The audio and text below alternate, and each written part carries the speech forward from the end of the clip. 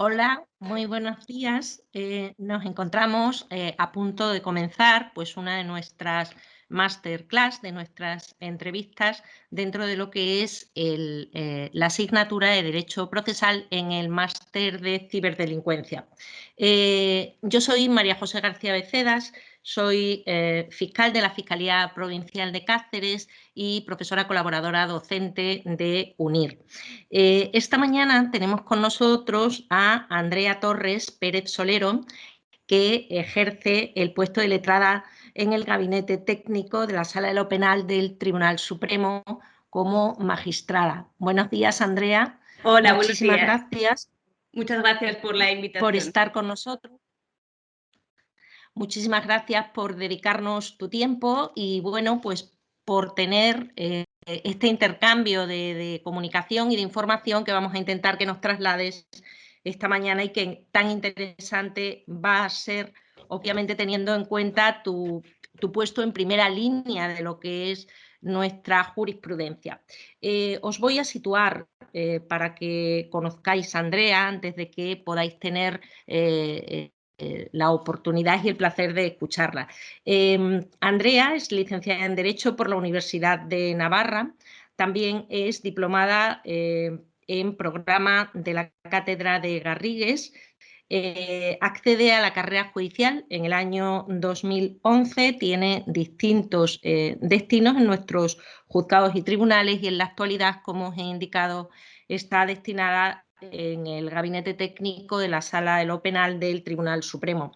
También ha desempeñado una importante labor en materia de docencia y en materia de publicaciones. Tiene algunos estudios realizados en materia de cuestiones previas en el proceso penal, también en ejecución de penas, de multa y de trabajos en beneficio de la comunidad, y ha realizado intervenciones como profesora en la Universidad de Ávila y en distintos cursos de especialización jurídica.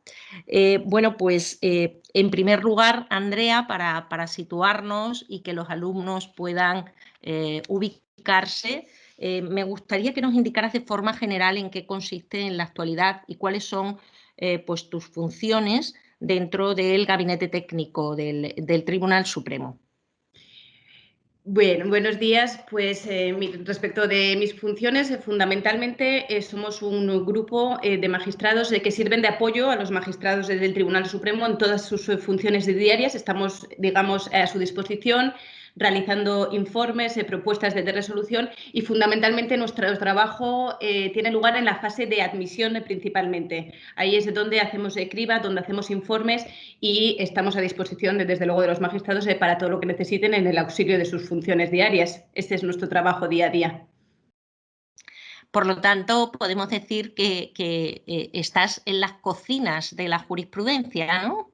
Bueno, te permite, desde luego, trabajar junto a ellos y estar muy al día de la última jurisprudencia del Tribunal Supremo, que esa es una ventaja muy buena. Y la verdad es que yo tampoco llevo mucho tiempo porque me incorporé en septiembre y la verdad que está siendo un lujo y una oportunidad profesional y personal maravillosa.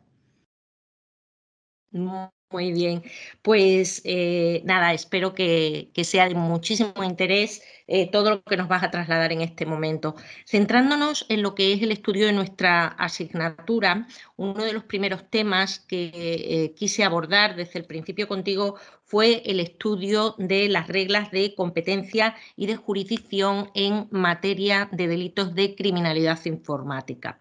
Entonces me gustaría, en primer lugar, pues abordar la cuestión del lugar de comisión del delito, de estas conductas que se desarrollan a través de la web y qué importancia tiene determinar o no determinar ese efectivo y concreto lugar en el que ha tenido lugar esa acción criminal. ¿Qué nos puedes comentar de este tema?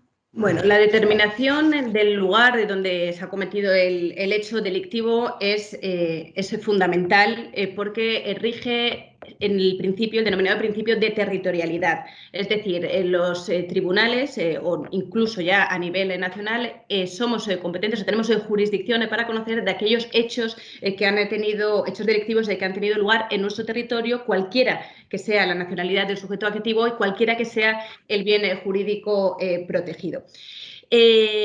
La determinación del lugar del hecho es fundamental en la comisión de cualquier delito. Muchas veces es fácil saber que te han robado en una calle determinada de Madrid o que se ha cometido un asesinato en la Plaza del Pueblo. ¿Qué pasa en los delitos cometidos a través de la red, que es el problema al que nos estamos enfrentando? Son dos los problemas fundamentales que yo veo en este tipo de delincuencia, que es la dificultad muchas veces de determinar el lugar donde se ha cometido el hecho delictivo, porque son muchos los criterios que se pueden tener en cuenta: el lugar donde actúa el actor, el lugar donde se encuentra la terminal, el lugar donde se activan los programas de información. Son muchos los criterios a tener en cuenta, y además otro problema añadido que sabemos que es muy típico en estos delitos cometidos a través de la red es que no se cometen en un único territorio. La supraterritorialidad, se exceden del territorio no solamente a nivel nacional entre los distintos partidos judiciales, que también plantean problemas, sino a nivel internacional, y ahí es donde se plantean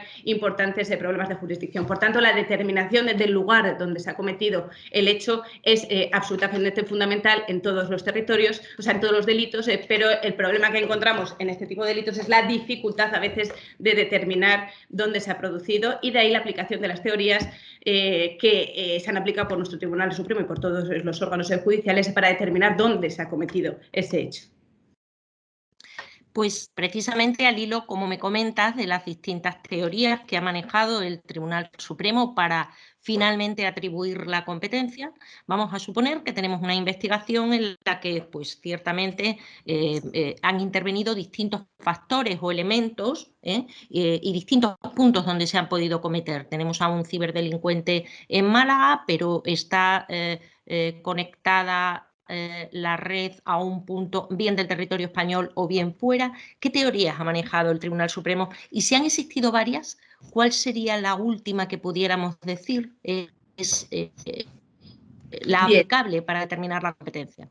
Bien, la teoría que se ha aplicado en este tipo de delitos y en general en los delitos en los que distintos elementos del tipo se cometen en distintos territorios es la denominada teoría de la ubicuidad. La teoría de la ubicuidad se adoptó ya por nuestro Tribunal Supremo desde hace tiempo en el acuerdo de 3 de febrero del año 2005. Este acuerdo, y leo literal, establece que el delito se comete en todas las jurisdicciones en las que se haya realizado algún elemento del tipo. Originariamente, o en un inicio, y se sigue aplicando todavía, esta teoría de la ubicuidad, de que permitía conocer a cualquier tribunal en cuyo territorio se hubiese cometido alguna parte o algún elemento del tipo, se completaba con la regla de que el primero que conocía era el definitivamente competente para conocer de esa investigación. Recientemente, este último criterio, el del primero en conocer, sobre todo en el caso de los delitos cometidos a través de la red, de los delitos cometidos a través de Internet, se está complementando, no diría, es una interpretación conjunta con la teoría o con el principio denominado de mejor eficacia en la investigación, que ha sido recientemente utilizado por nuestro Tribunal Supremo en diversas resoluciones, en los autos de 15 de octubre del 2020, de 3 de diciembre del 2020, y también se aplica muy bien en el auto de 24 de enero del año 2019.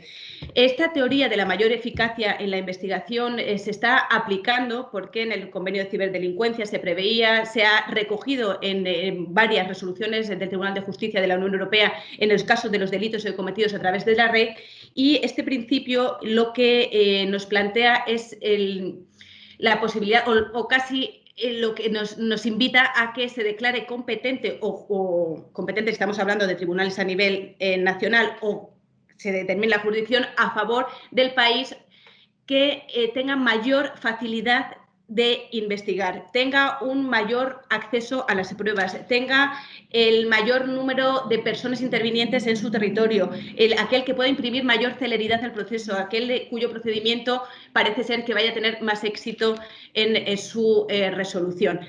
No se revocan los criterios anteriores ni se revoca la teoría de la ubicuidad, pero es verdad que los delitos a través de la red se está aplicando este principio recientemente por el Tribunal Supremo, yo creo que con buen criterio, porque al final a veces el primero que conoce es el que, por ejemplo, se establece una denuncia y imaginemos una estafa a gran escala, uno de las víctimas se encuentra en un territorio y el 99% del resto de las víctimas se encuentra en otro territorio. Quizás sea más fácil, con independencia de quién haya conocido primero de ese procedimiento, que la jurisdicción, si hablamos de jurisdicción a nivel de países o la competencia ya a nivel interno, se decida a favor de a quien tiene mayor facilidad para investigar.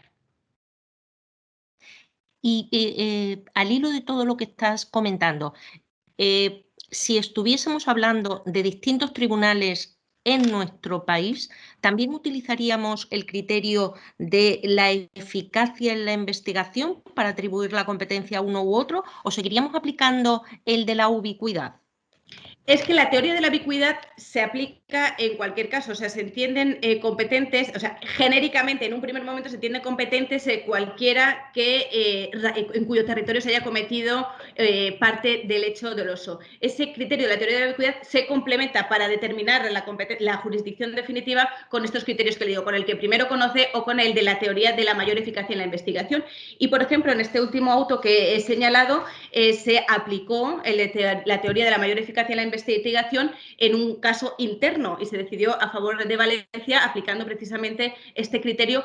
En realidad, si se ve este último auto, lo que hace el Tribunal Supremo es un poco aplicar un conjunto de criterios y en atención a esas circunstancias decide quién es el que en mejor posición se encuentra para conocer de un determinado asunto. Aplica la teoría de la ubicuidad, en este caso además coincidía que era el primero en haber conocido, pero además también señala y además hace referencia expresamente al convenio de Budapest en materia de ciberdelincuencia y también agarrándose a que está previsto ese principio en ese convenio y que también se ha recogido en sentencias del Tribunal de Justicia de la Unión Europea, definitivamente aplica también ese criterio por encontrarnos ante un delito, este supuesto que he señalado, cometido a través de Internet. O sea que también se aplica a nivel interno. Gracias. Ahora me gustaría preguntarte, ¿hasta qué fase del procedimiento sería posible el cambio de órgano jurisdiccional en el conocimiento de un asunto? Imaginemos que se atribuye el conocimiento a un juzgado de Málaga, se pone a investigar. ¿Hasta qué fase del procedimiento, si se aprecia algún criterio por el que debería modificarse la competencia? Suele entenderse, se entiende por el tribunal, que el momento último, digamos, para ese cambio de competencia o de jurisdicción es el momento del enjuiciamiento. Hasta ese mismo momento pueden existir esos cambios de competencia sin problema. En el momento en el que tú ya entras a conocerte el juicio, existe una consolidación, digamos, de esa competencia y ya ese momento sería el momento en el que precluye esa posibilidad de cambio, siempre y cuando quien esté conociendo sea efectivamente competente. Perdona, una cosa, sí, Andrea. Hablábamos de...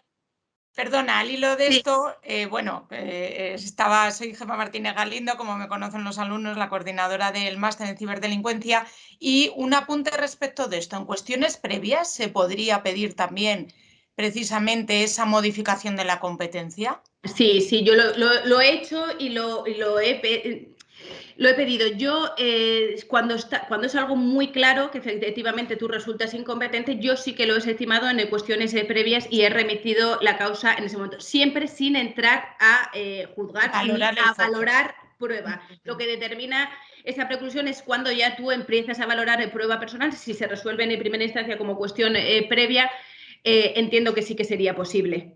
Muy bien, muchas gracias. Adelante, María José, continúa. Sí, pues al hilo de las intervenciones van surgiendo algunas cuestiones. Voy a ver si podemos comentar, tanto con Gemma como con Andrea, un asunto que precisamente tenemos ahora en estudio. La duda surgiría, un juzgado le remite la competencia para el conocimiento a otro y ese juzgado acepta la competencia y acumula varias diligencias. Decide que no es competente. Habiendo aceptado la inhibición y acumulado las diligencias, ¿sería posible que nuevamente rechazara la competencia? ¿O en qué supuesto nos encontraríamos ahí? ¿Cómo veis? Siento mucho, ¿Cómo podría solucionarse esta cuestión? Se me está cortando y no estoy pudiendo... Sí, se ha cortado un poco, María José. Si puedes repetirlo, por favor. Es decir, un juzgado que... Sí, ¿me escucháis? Sí. Sí. Un juzgado de Huelva se inhibe en favor de un juzgado de Cáceres en un asunto de ciberdelincuencia. El juzgado de Cáceres admite y acumula porque considera que es competente. Cuando avanza la investigación, el juzgado de Cáceres aprecia o considera que no debe conocer él, que debería conocer el de Huelva. ¿Sería posible, por así decirlo, devolverle las actuaciones, pese a existir un auto de aceptación de la competencia y de acumulación? A ver, Andrea, tu punto de vista de magistrada y el mío de abogada. Pues vamos a ver, la determinación, igual habría que plantear la cuestión al superior para que decidiese la resolución y quién es el competente. Lo que no se puede, o sea, quiero decir, hay un trámite y un procedimiento, lo que no se puede estar es peloteando entre juzgados.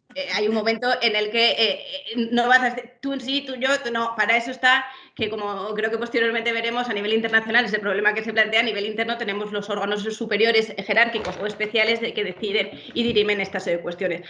Tú aceptas, o sea, y ya, si crees que no es competente, lo planteas para que se resuelva por el superior.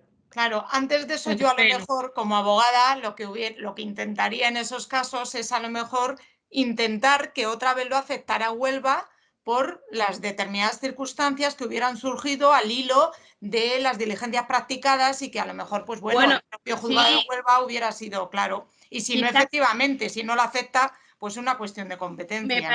Me parece una buena aportación porque efectivamente si de esa investigación surgen nuevos datos, quizás sí que podría plantearse, porque no estamos hablando del mismo procedimiento inicial, claro, es decir, no se pelotea con las mismas, con los mismos datos, pero si hay nuevos datos que puedan ayudar a determinar esa competencia, quizás sí que podría intentarse otra vez. Y ya si no, sabiendo cómo dilata esto todos los procedimientos. Exacto. Hay que actuar, yo creo que siempre evidentemente de buena fe para intentar imprimir celeridad a los procedimientos y que todo llegue a buen término.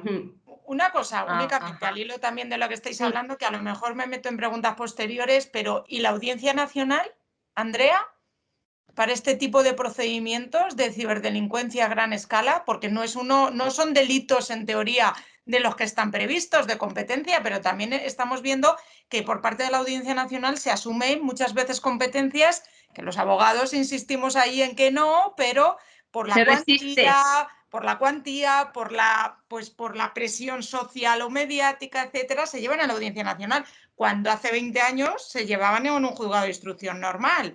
Entonces, no sé, ¿nos podemos plantear una modificación de la Ley Orgánica del Poder Judicial para meter dentro de la competencia de la Audiencia Nacional este tipo de ciberdelincuencia? Bueno, a veces sabemos que la Audiencia Nacional conoce de ese tipo de delitos que afectan a diversos territorios, que afectan a intereses generales y, claro, que a veces son criterios que son un poco más subjetivos o interpretables. Claro. Y eso es lo que plantea problemas de que a veces caiga en la Audiencia Nacional y a veces acaba en un juzgado ordinario, pero pues no sé en qué términos se podría modificar, pero al final yo creo que siempre nos vamos a encontrar con ese problema. Bueno, muy bien, muchas gracias. Adelante, María José, disculpad por las intervenciones. Nada, yo creo que los alumnos, cuando nos estén siguiendo en toda esta exposición, creo que se darán cuenta de la importancia que tiene no solamente el conocimiento del derecho, sino también la interpretación de las normas y seguir la actualidad de la jurisprudencia.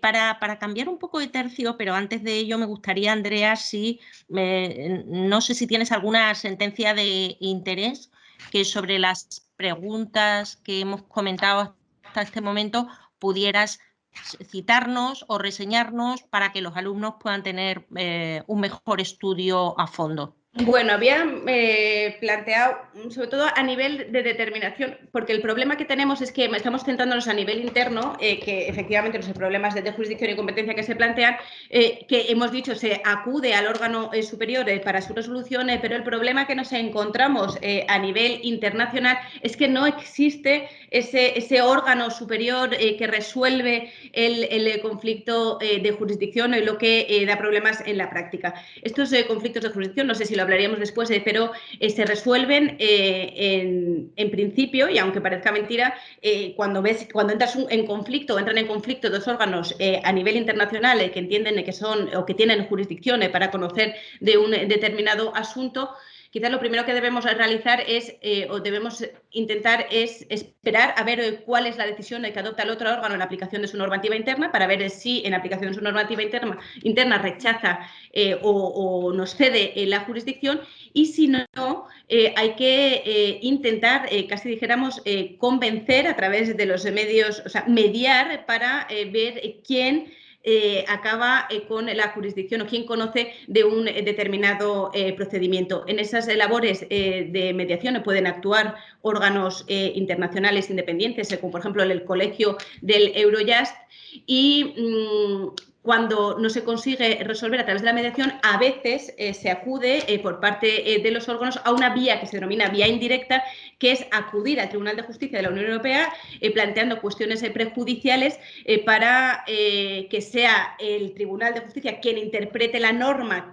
que está generando el conflicto, y ahí ya resolver el conflicto de jurisdicción que se ha planteado a nivel internacional. Y en relación con esta forma de acudir a la resolución del conflicto a través de la vía indirecta, quería comentar una sentencia que es la sentencia que fue muy pionera en este sentido en el caso de los delitos cometidos a través de la red, que es el caso Wintersteiger versus Products for You. No sé si lo conocen. Es un supuesto que no es de penal, pero que luego se ha utilizado también en la vía penal, que trató de solucionar problemas de jurisdicción a nivel internacional. Nos encontramos ante una supuesta vulneración del derecho de marcas. Dos compañías, una radica en Alemania, otra radica en Austria, y las dos se dedicaban, actualmente ya no lo sé, a fabricar y vender maquinaria para el ajuste de los esquís. Una de ellas, que es Products for You, en el 2008 reserva Wintersteiger, que es la otra empresa, como palabra clave de búsqueda y redirección de Google,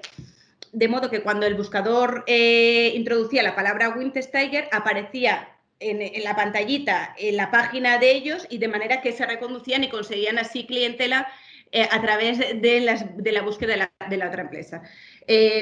Una vez que se conoce esta actuación, Wintersteiger demanda a Products for You por vulneración o supuesta vulneración de marca en Austria.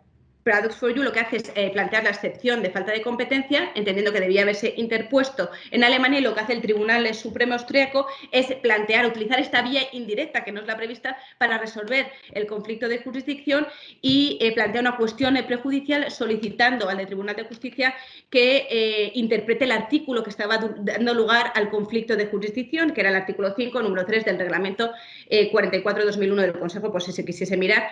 Y es ahí donde el Tribunal de Justicia de la Unión Europea interpreta o sienta unos criterios de interpretación para dirimir la jurisdicción a nivel internacional en estos casos de los delitos cometidos en el ámbito de la ciberdelincuencia. En realidad, llega a algunas conclusiones que también podrían dar lugar a debate, y sus conclusiones os las digo aquí.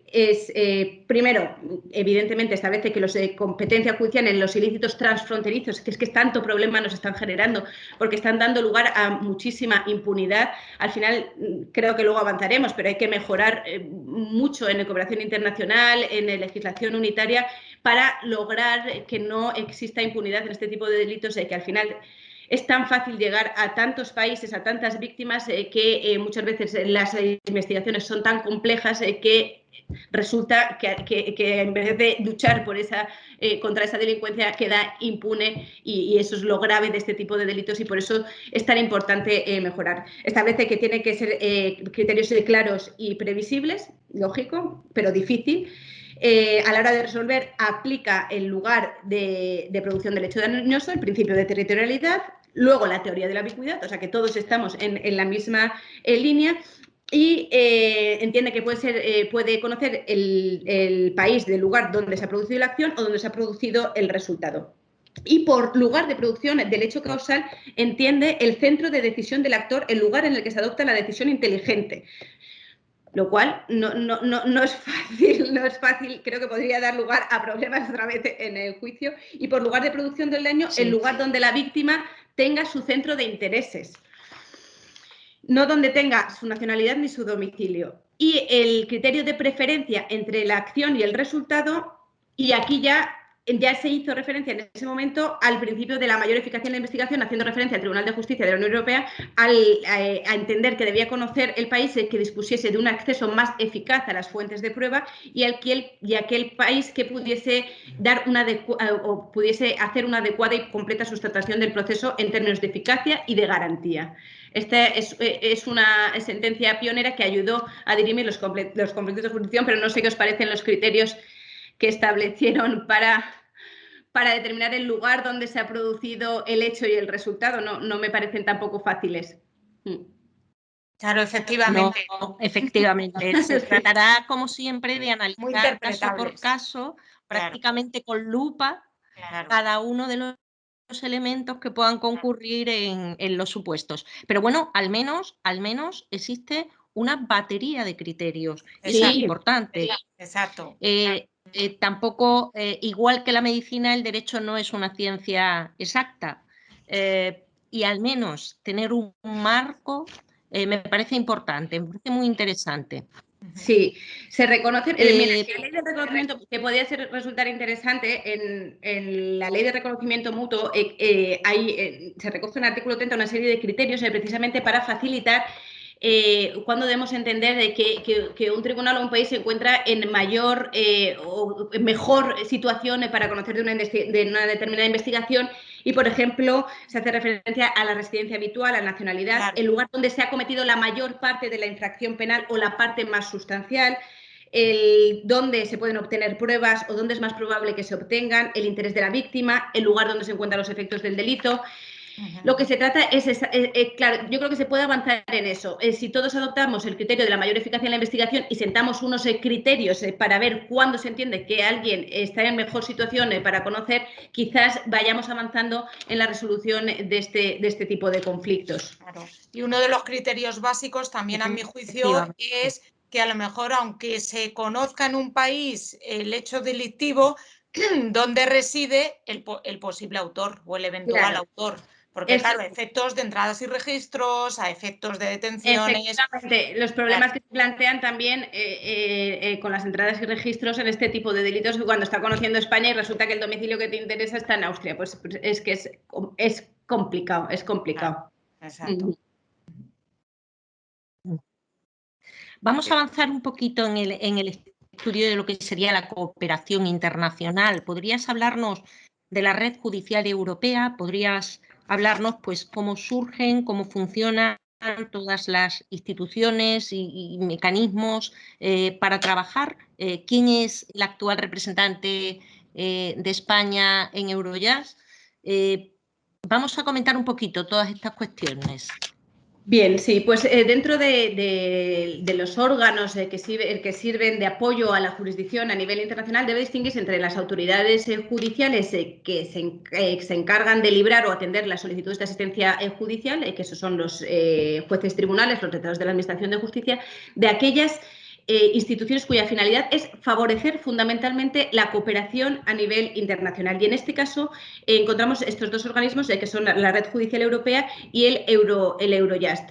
Actúan muchas veces conjuntamente y los miembros de uno auxilian a los del otro, pero se distinguen en cierta manera. Su regulación la encontramos, por si se quiere mirar, en la Ley 16/2015 de 7 de julio, en la que se regula el estatuto de estos miembros, y la Red Judicial Europea es una red de contactos, a nivel internacional, una red de contactos que se crea con el fin de facilitar la cooperación judicial, de proporcionar información a las autoridades locales, porque esas muchas veces como jueces nos hemos visto con problemas a la hora de completar actuaciones de cooperación internacional, y proporcionan información a esas autoridades para que puedan llevar a buen término esas cooperaciones, promover sesiones de formación, incluso encauzar posibles modificaciones normativas. Por su lado, el Eurojust es un órgano ya colegiado, con personalidad jurídica propia, cuya función principal es apoyo a las autoridades competentes de cualquiera de los Estados miembros para dar una mayor eficacia a la investigación y que sobre todo se circunscribe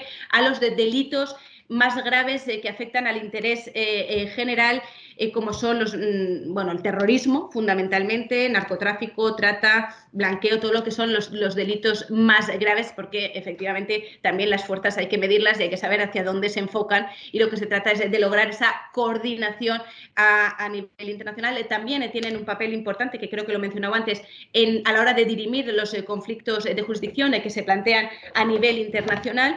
Los países que entienden que son o que deben conocer de una determinada investigación, a la hora de hacer esa labor de mediación, que es tal cual como se hace, pueden acudir al colegio del Eurojust, que emite un informe valorando quién entiende que debe conocer. Es un informe no vinculante, pero que en muchas ocasiones ayuda a resolver ese conflicto. Actúan colegiadamente y también pueden adoptar decisiones por mayoría creo que es de 2/3, y hacer recomendaciones, de que son sus funciones. Tampoco son vinculantes, pero sí que influyen de alguna manera en las investigaciones, solicitando que se inicien investigaciones, reconociendo a quién se encuentra en mejores condiciones para llevar a cabo una determinada investigación, creando equipos de trabajo para conocer una determinada investigación, o facilitando facilitando información entre las partes para facilitar toda esa labor. Estas son fundamentalmente. Los miembros del Eurojust y la Red Judicial Europea son muy... Ahora mismo, lo miré el otro día, no sé quién es el representante actualmente, porque cambió recientemente, pero sí que yo cuando he trabajado he tenido ocasión de acceder muy fácilmente a los representantes para que te auxilian efectivamente en las labores de cooperación. O sea, llamas por teléfono, te ayudan, te informan.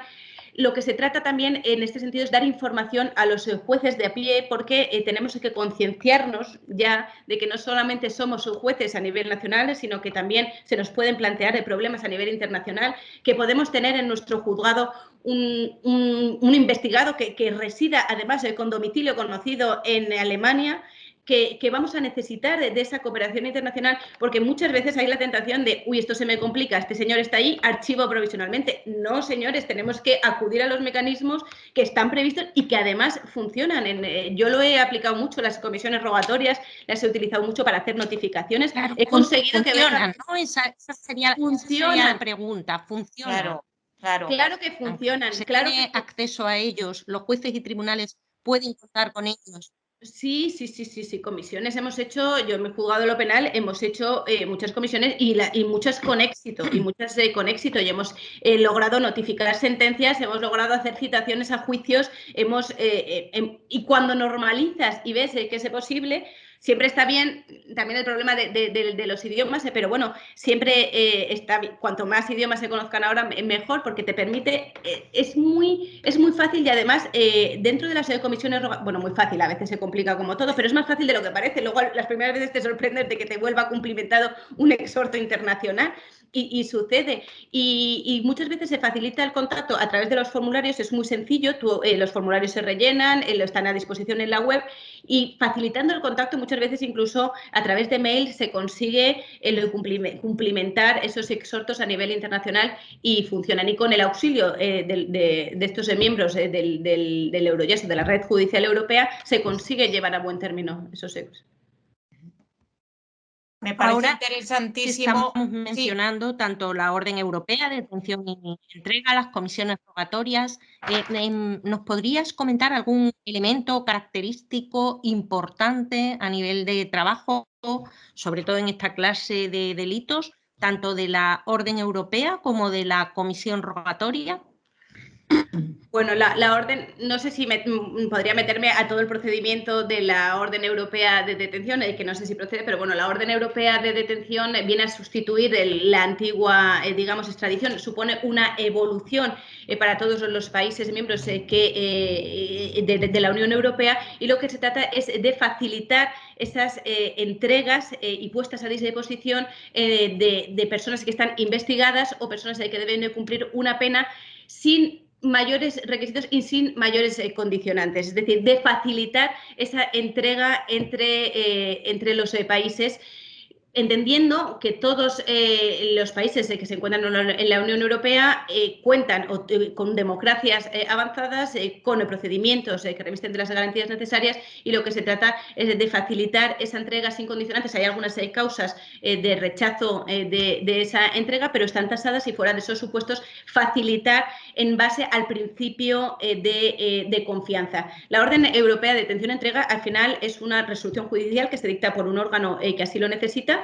pues un auto que acuerda la detención y entrega de una determinada persona previa audiencia de las partes. Se requiere que lo pida así el Ministerio Fiscal o las acusaciones, y se dicta una resolución, y después del dictado de la resolución se rellena un formulario que está a disposición, a nuestra disposición en el prontuario, que es una página web que se ha llevado a buen término con la cooperación del Ministerio de Justicia, del Consejo General del Poder Judicial, de la Fiscalía, y que trata de darnos las herramientas para facilitar esta labor de cooperación internacional. Se dicta la resolución y se solicita la entrega de una determinada persona, bien para enjuiciarla, siempre y cuando se trate de delitos que tengan señalado una pena superior de 12 meses, bien para cumplir una pena siempre que la pena sea superior a 4 meses, siempre que no sea susceptible de ser sustituida o de otorgarse un beneficio que no conllevara la entrada en prisión.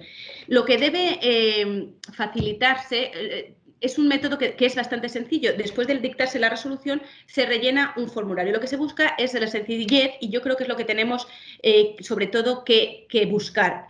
El formulario te pide que determines la identidad de la persona cuya detención pretendes, y que hagas la resolución que funda esa decisión, que hagas un relato de hechos, que digas lo que es lo que quieres, la pena que se va a imponer, que tiene señalado el delito, bueno, una serie de información que se te pide. Lo que se busca es que se rellene ese formulario, y yo entiendo que debe hacerse con sencillez, con claridad. Estamos hablando de cooperaciones a nivel internacional, estamos hablando de que probablemente haya que traducir. Lo que no se busca, que somos en España muy dados, es hacer una copia del procedimiento y remitirlo de manera que no se entienda nada, que sea imposible el cumplimiento. Por favor, yo lo que sí que busco siempre es esa eficacia que en realidad se consigue de esta manera.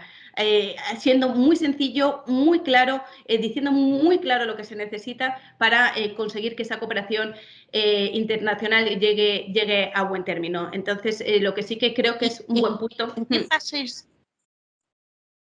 ¿En qué fases del procedimiento puede utilizarse? Hombre, la orden... ¿En todas las fases del procedimiento puede utilizarse?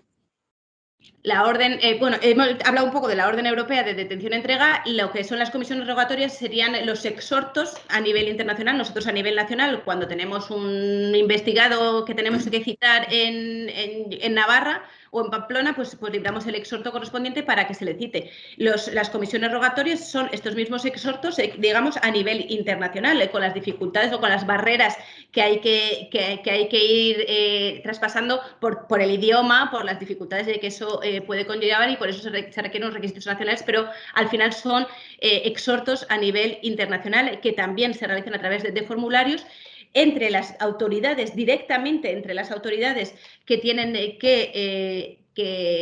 que tiene interés, la autoridad demandante, y la autoridad directamente que debe cumplimentar esa comisión rogatoria. En el caso de las órdenes europeas de detención, la fase del procedimiento es la fase de investigación, cuando lo que pretendes es meter a alguien en prisión provisional para una investigación, y en la fase de ejecución, si lo que pretenden es que se ejecute esa pena, que siempre tiene que ser superior a 4 meses. Y en el caso de las comisiones rogatorias, se puede utilizar en cualquier fase del procedimiento. Al final, el auxilio internacional puedes necesitarlo en cualquier momento. De hecho, yo donde más he utilizado comisiones rogatorias es en ejecución de pena y para notificaciones especialmente.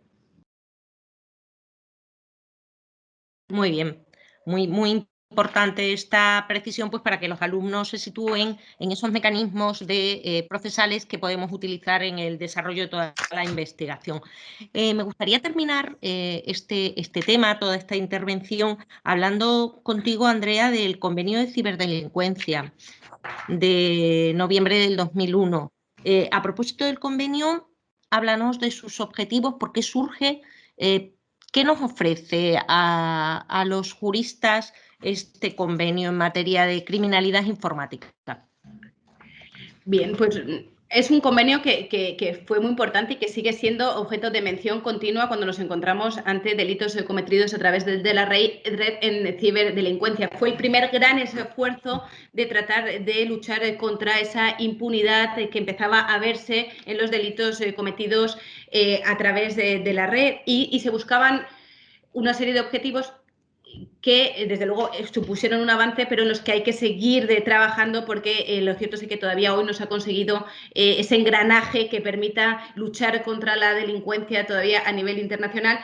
Y los objetivos principales eran definir los delitos informáticos, porque es que también es cierto, así como los jueces tenemos a veces inseguridades en lo que es la cooperación internacional, también cuando aparezcan nuevas formas de delincuencia, nueva terminología en los delitos a través de la red, también a veces dudamos y no es tan fácil como conocer de un robo o conocer de un asesinato en el que la dinámica de comisiva es mucho más sencilla y mucho más natural que a través de la red, cuando te hablan del hash, cuando te hablan de las huellas digitales, cuando te hablan de un montón de conceptos en los que tienes que adentrarte. Se pretende unificar los criterios a la hora de definir los delitos informáticos, la búsqueda de la armonización de la normativa tanto procesal como sustantiva de investigación, es decir, establecer criterios comunes para la investigación de este tipo de delitos y fortalecer las normas de cooperación internacional. Desde luego sería interesantísimo lograr, no es fácil,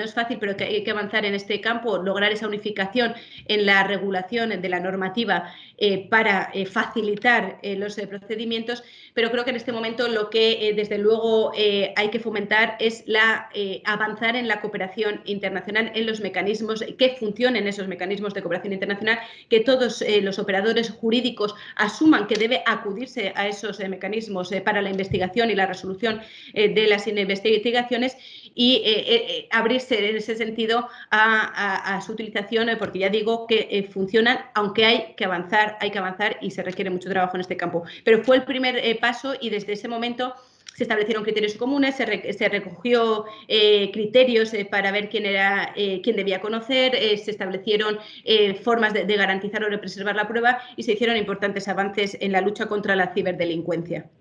En este sentido, Andrea, y perdona María José que interrumpa, me surge la duda. Claro, me surge la duda, por ejemplo, en el máster tenemos muchos alumnos que son de LATAM, de la zona de Latinoamérica. Y claro, ahí un poco en las fronteras, pues claro, se traspasa ya la Unión Europea. Sí, pero es verdad que el convenio de ciberdelincuencia ha sido, aunque es europeo, ha sido ratificado por muchísimos países a nivel internacional, ¿no? De Latinoamérica, muchísimos de ellos. Entonces, ¿es también relativamente fácil, como nos has explicado, con esa orden europea? Claro, o ya tenemos que entrar en extradiciones, ¿hay una red internacional judicial o no? Pues yo creo que todo es más difícil una vez salimos de la Unión Europea. Todo se ha facilitado, desde luego, a nivel de la Unión Europea. Yo creo que ya a nivel internacional siguen habiendo los mismos problemas o las mismas dificultades que existían y los avances, sobre todo, son a nivel interno. Me refiero a la Unión Europea. Claro, es decir, que nos encontramos con mucha problemática, sin perjuicio de que es verdad que ahí se facilitan las comisiones rogatorias por el idioma, ¿no? Sí, porque exacto. claro, es más sencillo en ese sentido, no hay que traducir, pero sí que nos encontramos con el problema de extradición, con el problema de cooperación. Tal y como están reguladas, operan a nivel de con el mecanismo normativo. Sí. Muy bien, pues muchas gracias. Muy bien, pues Por mi gracias. parte, no sé si quieres comentar algo más relacionado con estas cuestiones o Gemma intervenir a alguna puntualización, y si no, por mi parte, todo lo que es la materia relativa a la competencia, a la cooperación, a la normativa, pues quedaría por dada. Muchísimas gracias, Andrea. Ha Pues sido un verdadero placer. Muchas gracias. Interesantísimo. Muchas gracias, Andrea. Muchísimas gracias.